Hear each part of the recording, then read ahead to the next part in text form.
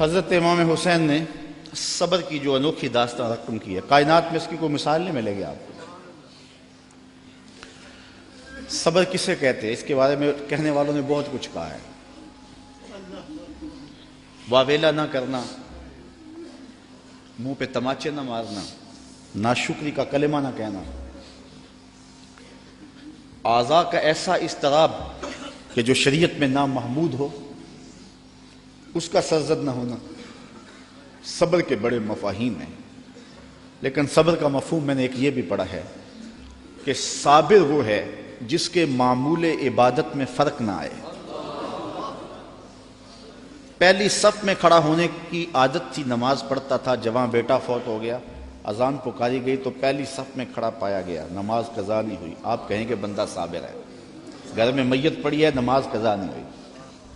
جس کے معمول عبادت قضا نہ ہوں وہ صابر کہلاتا ہے۔ صبح اٹھ کے قرآن پڑھنے کی عادت تھی، گھر میں میت پڑی ہے، چلو دوپہر کو تدفین ہونی ہے، نماز پڑھی تو تلاوت آج بھی چھوڑی نہیں ہے، ہم کہیں گے بندہ صابر ہے۔ اگر صبر کی یہ تعریف ہے کہ معمول عبادت قضا نہ ہو تو صابر کہلاتا ہے، تو پھر اس تعریف کے آئینے میں امام حسین کو دیکھو۔ 71 لاشیں پڑی ہیں، اپنا بدن زخموں سے چور ہے۔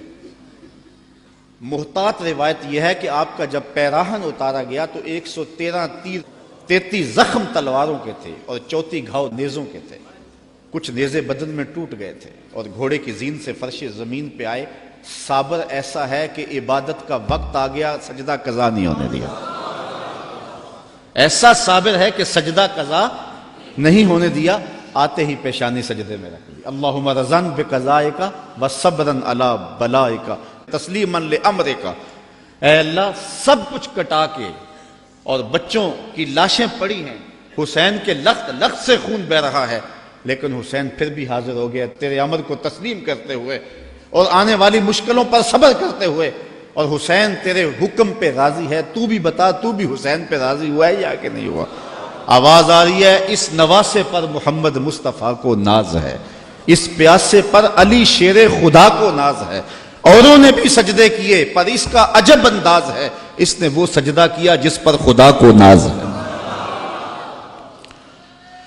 عابد ایسا کہ معمول عبادت قضا نہیں ہوا، سجدہ قضا نہیں ہوا۔ اب آپ جانتے ہیں کہ امام حسین کا سر جو تھا سجدے میں جھکا ہوا تھا کہ دستے قاتل نے سر انور کاٹ لیا اور پھر سر انور کو کاٹ کے نیزے کی نوک پہ چڑھا دیا۔ یزیدیوں نے اس لیے کیا کہ اپنے لشکر کو تسلی دیں کہ ہم کامیاب اور کامران ہوئے ہیں، دیکھو سر حسین کٹ کے نیزے کی نوک پہ چڑھ گیا۔ تو جب انہوں نے نیزے کی نوک پہ سر حسین چڑھایا تو لشکر یزید سے آواز آئی، یہ کیسا سر ہے جو کٹ کے بھی سر بلند ہے؟ اس کی سر بلندی اب بھی نہیں گئی، اب بھی یہ اونچا ہے۔ اور جب سر انور نیزے کی نوک پہ چڑھایا گیا تو اس انداز سے چڑھایا گیا کہ کٹی ہوئی گردن کا رخ آسمان کی طرف اور سر انور کا رخ زمین کی طرف۔ تو کسی شاعر نے تخیل باندھا، بآں کے سر نیزے پہ اور سوئے زمین ہے روح، یعنی سجدہ ثانی کی ہے آرزو۔ رکعت میں 2 سجدے ہوتے ہیں، ابھی ایک ہوا تھا کہ سر کاٹ لیا گیا، حسین کی پیشانی میں دوسرے سجدے کی آرزو مچل رہی ہے۔ صابر ایسا کہ معمول عبادت قضا نہیں ہوا اور پھر تلاوت بھی قضا نہیں ہونے دی۔ حسین کا سر نیزے کی نوک پہ ہے، لبوں پہ قرآن جاری ہے، کیونکہ حسین کو لوریاں ہی قرآن کی ملی تھی۔